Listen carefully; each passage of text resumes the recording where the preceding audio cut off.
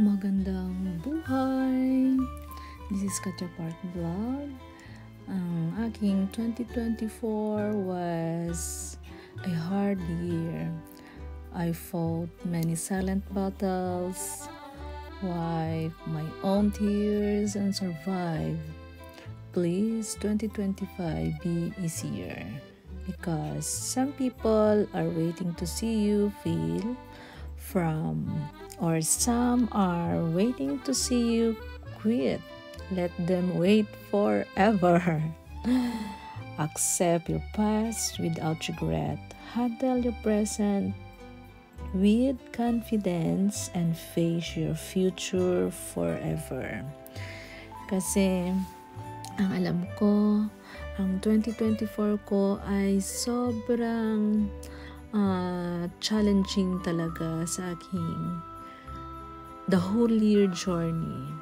Lahat yung mga sakit, rejections, as if you are compared to a rose trampled on the ground.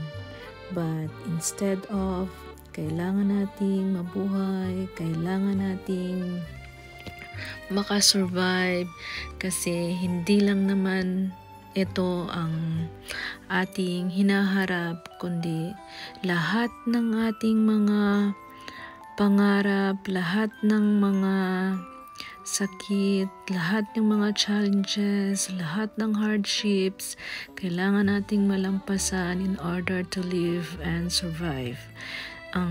Kailangan lang natin magiging matatag tayo at huwag nating hayaan na lamunin tayo ng ating sakit ng loob, sama ng loob. We must learn to live in the present and forget the past, kasi ito ang pinakamagandang lesson na nangyari. Sometimes ang experience is the best lesson in our life. So kailangan lang natin magiging resilient in order to live, and hopefully this 2025 will be easier and more abundance, because the Lord's plan is greater than my plan. Forget everything, and all of this will be magiging abundance, kasi sabi nga, kailangan lang nating kumilos, kailangan nating magsimula ulit. We must redirected and learn how to face the new challenges.